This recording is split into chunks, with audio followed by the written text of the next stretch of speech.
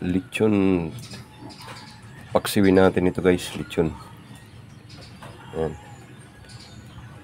Para maiba naman. So ayan guys, lutuin na natin ito. Lagyan na natin ng mga sangkap natin. Ito na yung lechon natin. Ayan. Thank you sa mga donors. Bring home po yan kaninang umaga. So ito yung sangkap natin gamit tayo ng oyster sauce, ginisa mix dyan. Paminta, suka, at saka laurel. Okay, ihalo lang natin lahat yan guys. Maluluto na lang yan, diba? Tikman na lang natin kung tama yung asin. Okay.